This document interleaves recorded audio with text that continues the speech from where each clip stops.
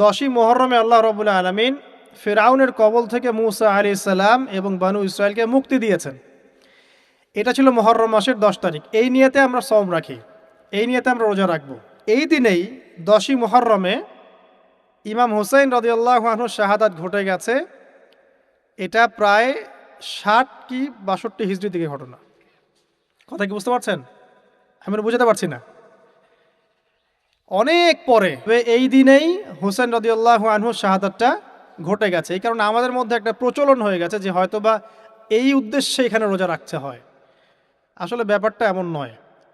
একটু ব্যাখ্যা করলে বুঝবেন, আমি ব্যাখ্যাটা করতে চাচ্ছি, না হলে আপনাদের ক্লিয়ার হবে না, আর এই বক্তব্যটা হয়তো অনলাইনে যাবে। তো আমি এই জায়গা থেকে আপনাদেরকে একটু ব্যাখ্যা করে শোনাচ্ছি, একটু খেয়াল করেন আমার দিকে। রাসূল সাল্লাল্লাহু আলাইহি ওয়াসাল্লামের ইন্তেকালের পর খলিফা হন আবু বকর সিদ্দিক রাদিয়াল্লাহু আনহু, তারপরে ওমর রাদিয়াল্লাহু আনহু, তারপরে উসমান রাদিয়াল্লাহু আনহু। এই উসমান রাদিয়াল্লাহু আনহুর এই সময় থেকে শেষের দিকে একটা সমস্যা সৃষ্টি হয়েছে। কি সমস্যা? যে উসমান রাদিয়াল্লাহু আনহুকে কিছু বিদ্রোহীরা হত্যা করেছিল। একটু বোঝার চেষ্টা করেন, ইতিহাস পড়তে কিন্তু অনেক সময় লাগে, আমি খুব অল্প সময় আপনাকে শেখাচ্ছি। উসমান রাদিয়াল্লাহু আনহুকে হত্যা করেছিল কিছু বিদ্রোহী, ঠিক আছে?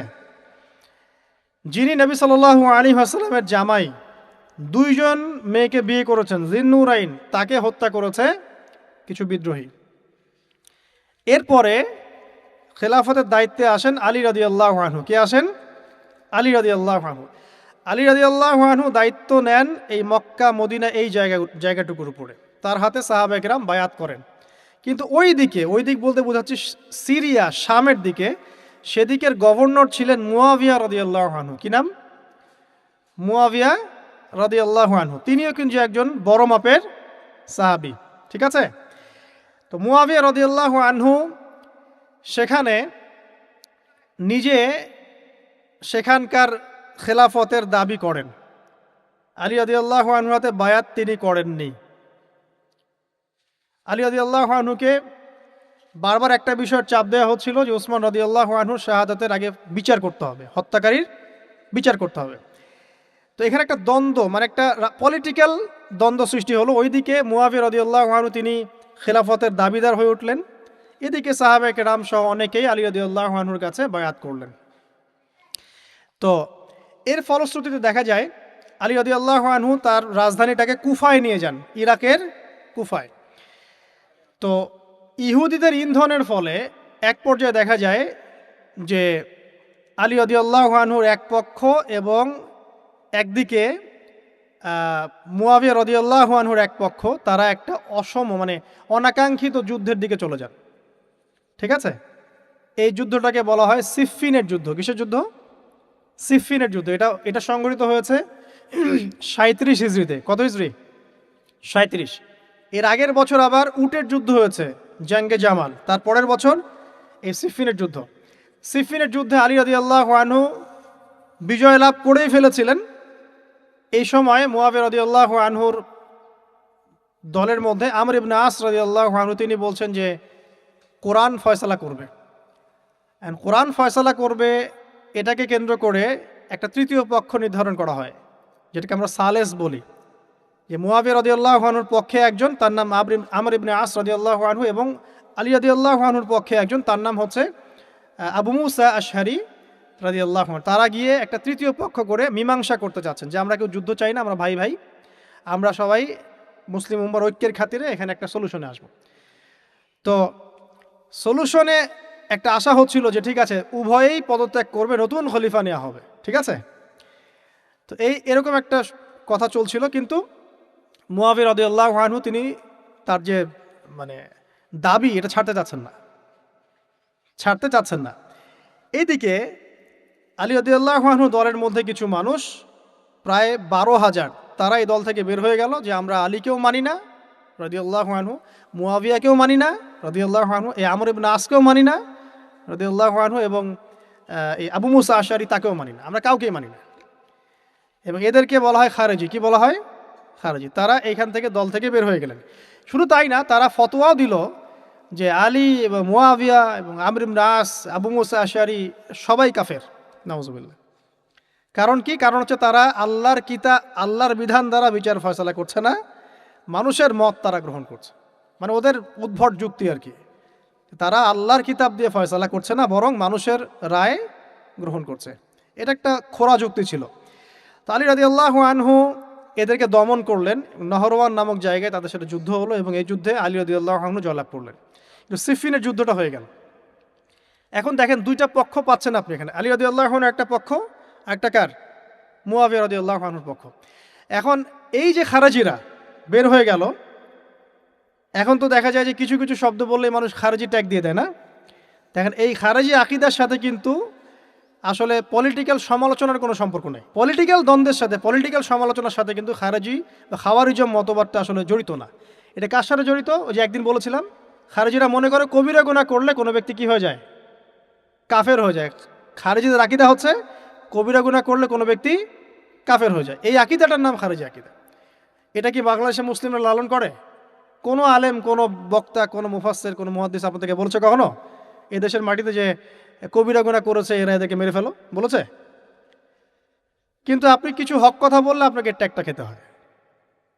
তা আসলে এই যারা এই ধরনের মানে ওই যে বলেছে একদিন খারেজি ম্যানুফ্যাকচার্ড কোম্পানির সাথে সদস্য, এরা ভাঙাচোরা ইস্যু পেলেই কাউকে খারেজি ট্যাগ দিয়ে দেয়।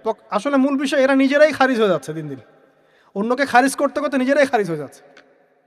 এখানে দেখেন মুয়াবিয়া রাদিয়াল্লাহু আনহু এক পক্ষে, আলী রাদিয়াল্লাহু আনহু আরেক পক্ষে। ব্যাটেল, যুদ্ধ হয়ে গেল, সিফিনের যুদ্ধ হয়ে গেল, 3 দিন যুদ্ধ হয়েছে। ওই যুদ্ধে কি মানুষ মারা যায় নাই? মারা যায় নাই?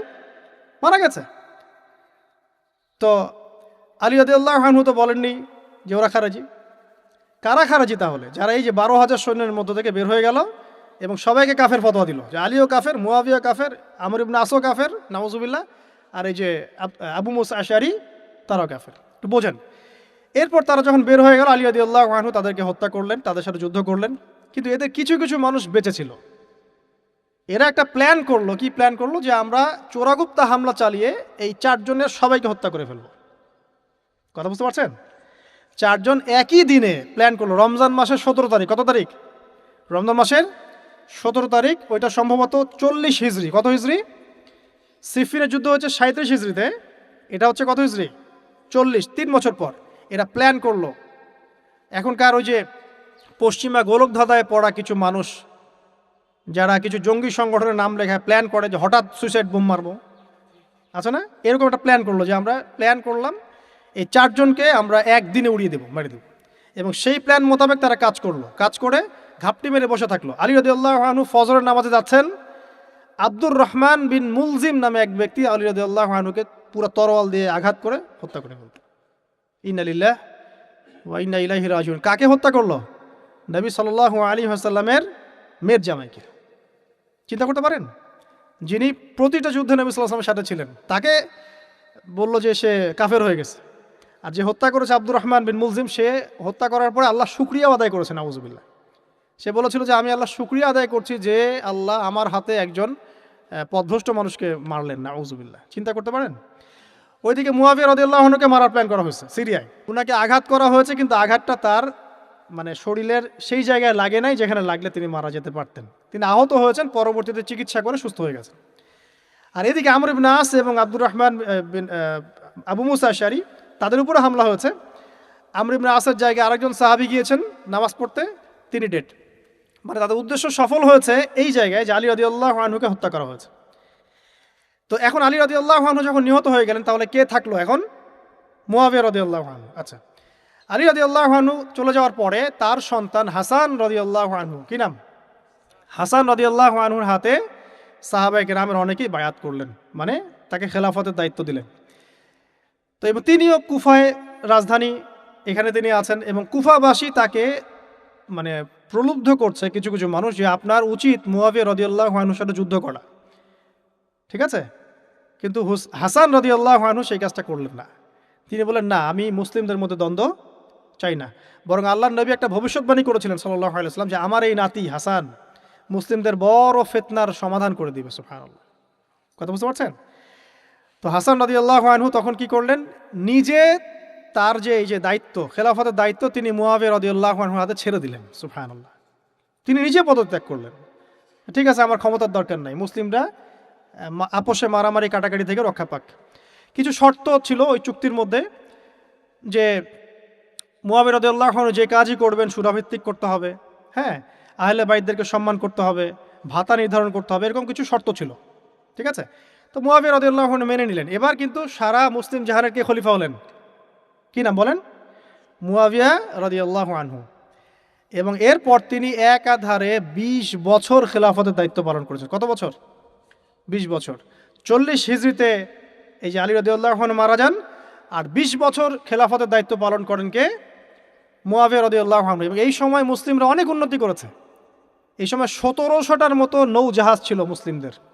সাইপ্রাস দ্বীপ থেকে শুরু করে, পর্তুগাল থেকে শুরু করে চায়না, এদিকে আফ্রিকা থেকে শুরু করে পুরো এই যে ভারতবর্ষ, সবই মুসলিমদের। চিন্তা করতে পারেন, পুরো বিশাল অর্ধবিশ্বের চেয়ে বড় জায়গায় শুধুমাত্র মুসলিমদের, এবং তিনি ওটাকে শাসন করছেন। কে শাসন করছেন? মুয়াবিয়া রাদিয়াল্লাহু আনহু। ঠিক আছে, এবার টার্নিং পয়েন্ট। এবার মুয়াবিয়া রাদিয়াল্লাহু আনহু ইন্তেকাল করলেন 60 হিজরিতে। ঠিক আছে, আর এদিকে হাসান রাদিয়াল্লাহু আনহু ইন্তেকাল করেছিলেন 49 হিজরিতে। ইন্তেকালের সময় তিনি তার পরবর্তী দায়িত্বশীল নির্ধারণ করে গেলেন বা নিয়োগ করে গেলেন তার পুত্র ইয়েজিদকে। কাকে? ইয়েজিদকে। এই জায়গাটাতে সাহাবায়ে কেরাম রাদিয়াল্লাহু আনহুমের অনেকেই মানেন নাই, কারণ তখন তার চেয়েও যোগ্য মানুষ সমাজে ছিল। ঠিক আছে, তখন আব্দুল্লাহ বিন ওমর বেঁচে আছেন, আব্দুল্লাহ বিন আব্বাস বেঁচে আছেন, আব্দুল্লাহ বিন জুবায়ের রাদিয়াল্লাহু আনহু, বড় বড় জলিল কাদির সাহাবী, তারা কি তখন বেঁচে আছেন। কিন্তু কি করলেন মুয়াবিয়া রাদিয়াল্লাহু আনহু, আল্লাহ তাকে জান্নাতবাসী করুন, তিনি তার ছেলে ইয়েজিদকে শাসন ক্ষমতা দিয়ে গেলেন। এই যে শুরু হলো বাবার পরে ছেলে, বুঝতে পারছেন, রাজতন্ত্র শুরু হলো। এবার সাহাবায়ে কেরামদের মধ্যে অনেকেই এটা মানতে চাচ্ছেন না। যারা মানতে চাচ্ছেন না তাদের মধ্যে আছেন আব্দুল্লাহ বিন ওমর রাদিয়াল্লাহু আনহুর ছেলে, আছেন আব্দুল্লাহ বিন আব্বাস রাইসুল মুফাসসিরিন, আছেন আব্দুল্লাহ বিন জুবায়ের বিন আওয়াম রাদিয়াল্লাহু আনহুর ছেলে, এরকম বড় বড় সাহাবী, এবং তারা মক্কা মদিনায়। তো আচ্ছা, এখন এই সাহাবীদেরকে কি আমরা খারিজি বলবো? তারা যে পলিটিক্যালি তাকে সমর্থন করছেন না, পলিটিক্যালি কোনো গভর্নমেন্টের সমর্থন না করলেই খারিজি হয়ে যায়?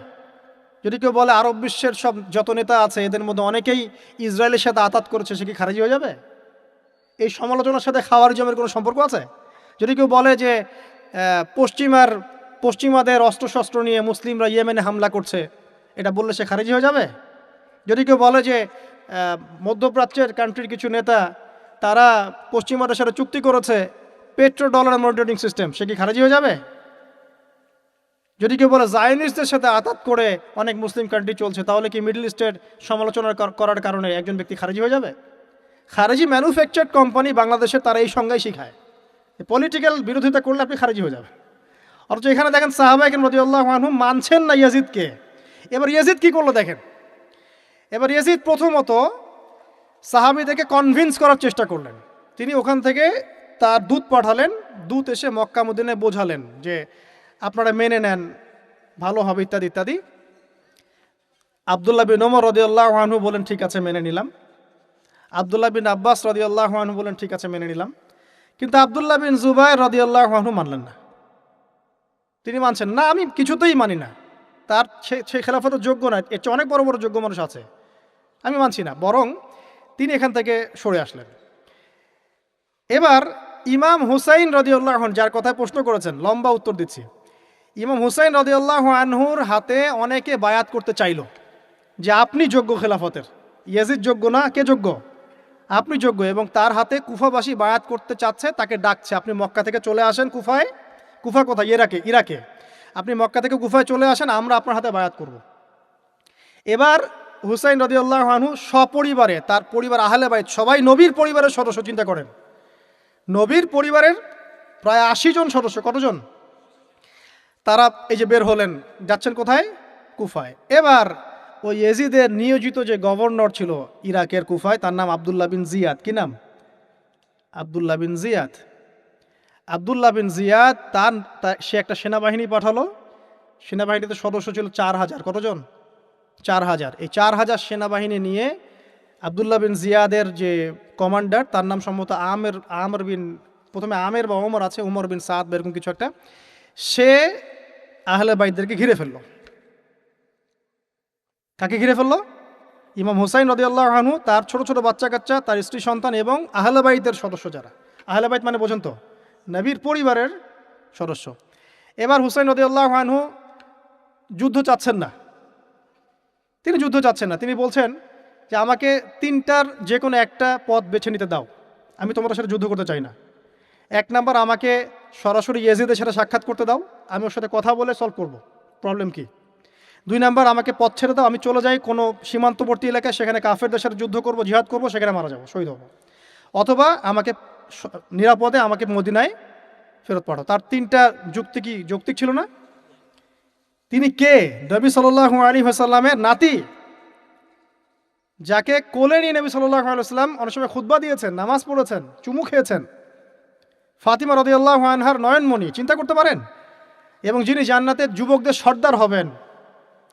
কিন্তু এই যে আব্দুল্লাহ বিন জিয়াদের যে সেনাবাহিনী, হুসাইন রাদিয়াল্লাহু আনহুর আর্তনাদ শুনল না।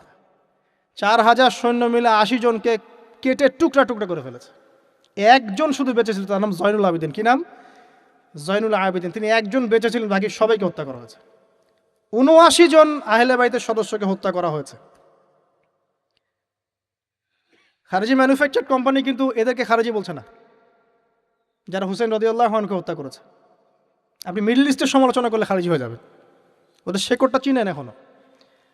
অথচ ওরাই কিন্তু ব্রিটেনের সাথে হাত মিলিয়ে তুর্কিদের বিরুদ্ধে বিদ্রোহ করে ক্ষমতা দখল করেছে, জানেন? 1916 সালে 1916 এরাই ব্রিটেনের সাথে হাত মিলিয়ে তুর্কিদের, অটোম্যানদের বিরুদ্ধে বিদ্রোহ করে, সশস্ত্র বিদ্রোহ করে ক্ষমতা দখল করেছে। ওরা খারেজি হয়ে যায়নি। পড়লে জানবেন সত্য কি জিনিস। এবার আসেন মূল পয়েন্টে আসি।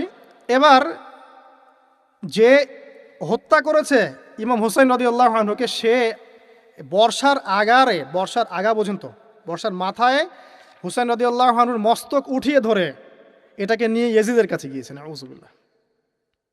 চিন্তা করতে পারেন, ইয়েজিদ যদিও বা এটার আদেশ কিন্তু করে নাই, সে ওই মস্তক দেখে আটকে উঠেছিল। এটা তুমি কি করছো? আমি তো এটা করতে তোমাকে বলি নাই, কিন্তু ওবায়দুল্লাহ বিন জিয়াদ এই কাজটা করেছে। এখানে আমরা ইয়েজিদকে নিষ্পাপ বলতে পারি না, বিকজ একজন শাসকের আন্ডারে যখন কোনো ক্রাইম হবে, এর একটা দায়ভার তো তার উপর পড়বেই।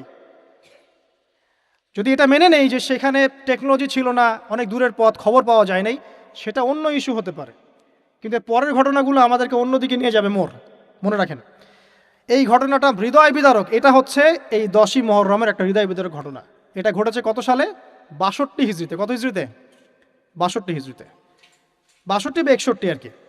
তো দেখেন, নবী সাল্লাল্লাহু আলাইহি ওয়াসাল্লামের ইন্তেকালের 50 বছর পরে এই কারবালার ঘটনা, এই ঘটনাটা কাকতালীয়ভাবে 10ই মুহররমে ঘটে গেছে। তা আমরা মনে করি যে এটার স্মরণে আমরা আজকের সওম রাখি, আসলে এটার স্মরণে নয়, ওই নাজাতে মুসার স্মরণে রাখতে হবে। ঠিক আছে?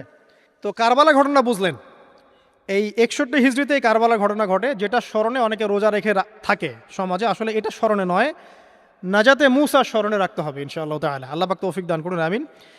এরপর মদিনাবাসী আর মক্কাবাসী এই যে ইয়াজিদের বিরুদ্ধে খেপে গেল। তারা কিছুতে তার আনুগত্য মানবে না, কিন্তু ইয়াজিদ চাপ প্রয়োগ করতে লাগলো। এক পর্যায়ে সেই যে মুসলিম বিন উকবাকে পাঠালো 10,000 সৈন্য দিয়ে মদিনায়। 3 দিন সে মদিনা অবরোধ করে রাখলো, সবাইকে বলল যে ইয়াজিদের আনুগত্য করতে হবে, অন্যথায় তোমাদের উপর হামলা করা হবে। নবীর শহরে মুসলিম বিন উকবার নেতৃত্বে পিছনে ইয়াজিদ ছিল। ইয়াজিদের শাসনামলে মুসলিম বিন উকবার নেতৃত্বে 63 হিজরিতে 3 দিন মদিনায় ম্যাসাকার চালানো হয়েছে। মদিনার মানুষকে হত্যা করা হয়েছে। মদিনার মানুষ সাহসিকতার সাথে যুদ্ধ করেছে, ডিফেন্ড করেছে, তাদেরকে হত্যা করা হয়েছে। মদিনায় লুটপাট করা হয়েছে, ধ্বংসযজ্ঞ চালানো হয়েছে, হাজার হাজার মানুষ মারা গেছে। এখন আমাকে বলেন, এই যে মদিনার যে মানুষগুলো এই মুসলিম বিন উকবার সেনাবাহিনীর বিরুদ্ধে দাঁড়িয়েছিল, এরা কি খারেজি ছিল? ওরা যে শাসকের বিরুদ্ধে যুদ্ধ করলো, উত্তর দেন। এই খারেজি ম্যানুফ্যাকচার কোম্পানিকে বলেন, উত্তর দিতে বলেন। মুসলিম বিন উকবার নেতৃত্বে যে বাহিনী মদিনা আক্রমণ করলো, আর মদিনাবাসী যে বীরত্বের সাথে ডিফেন্ড করলো, এখন কি মদিনার সব মানুষ খারেজি হয়ে গিয়েছিল? পলিটিক্যাল দ্বন্দ্বের সাথে খাওয়ারিজমের কোনো সম্পর্ক আছে?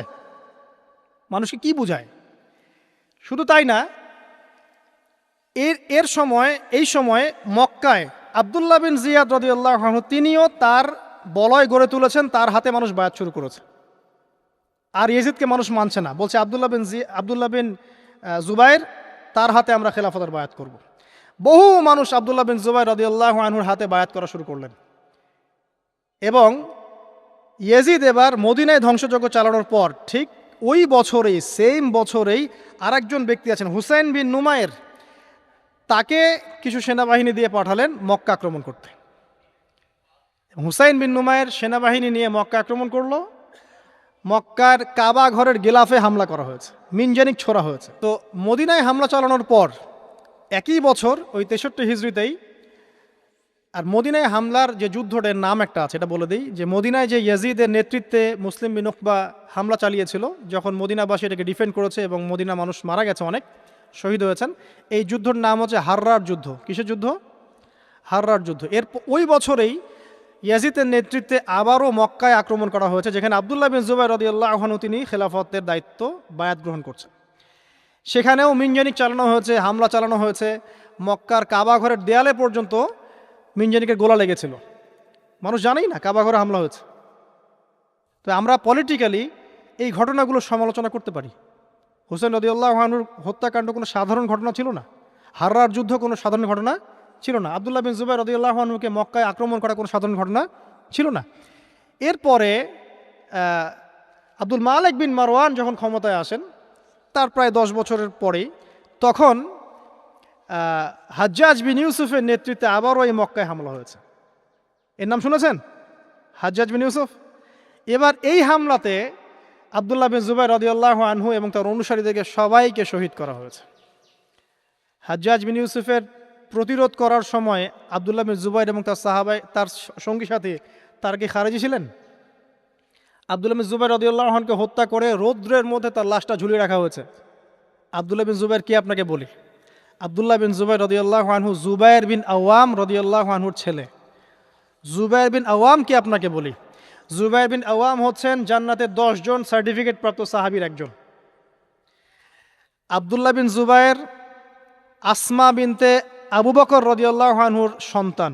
আসমা বিনতে আবু বকর কি আপনাকে জানাই? আসমা বিনতে আবু বকর হচ্ছেন আবু বকর সিদ্দিক রাদিয়াল্লাহু আনহুর মেয়ে। জুবাইর বিন আওয়াম এবং আসমা বিন আবু বকর রাদিয়াল্লাহু আনহু, তাদের সন্তান হচ্ছেন আব্দুল্লাহ বিন জুবাইর রাদিয়াল্লাহু আনহু, যাকে এভাবে হাজ্জাজ বিন ইউসুফের সময় হত্যা করা হয়েছে মক্কায়। এই যে ঘটনাগুলো আপনারা শুনুন। এরপরে যদিও বা পরিস্থিতি ঠান্ডা হয়ে যায় আস্তে আস্তে, এবং আব্দুল মালিক বিন মারওয়ানের সময় তিনিও প্রায় 20 বা 22 বছর ক্ষমতা কাটান, এবং ওই সময় মুসলিমরা এই যে সিন্ধু প্রদেশ জয়, ওইদিকে তারেক বিন জিয়াদের স্পেন জয়, এদিকে আপনার এই যে আমাদের ভারতবর্ষ জয়, এগুলো ওই সময় ঘটেছে। ঠিক আছে, ওইদিকে আমরা যাচ্ছি না। মূল যে জায়গাটা আপনাদেরকে আজকে বলতে চাচ্ছি সেটা হলো এই যে প্রথমত কারবালার বিয়োগান্তক ঘটনার সাথে এই 10ই মুহররমের সওমের কোনো সম্পর্ক নাই। এটা না যাতে মুসার সাথে সম্পৃক্ত, তবে এই হিস্ট্রিটা আপনার জানা থাকা উচিত, কিভাবে আবু বকর সিদ্দিক রাদিয়াল্লাহু আনহু থেকে এই আব্দুল্লাহ বিন জুবাইর রাদিয়াল্লাহু আনহু শাহাদাত পর্যন্ত ঘটনাগুলো ঘটলো। আল্লাহ পাক আমাদের সবাইকে ঘটনাগুলো থেকে শিক্ষা নেওয়ার তৌফিক দান করুন। মূল বিষয়টা হচ্ছে এখানে পলিটিক্যাল বিরোধিতা একটা জিনিস, খারেজি আকীদা টোটালি ডিফারেন্ট জিনিস। আর অনেক পলিটিক্যাল দ্বন্দ্ব পেরিয়ে মুসলিম ইতিহাস, ইসলামের ইতিহাস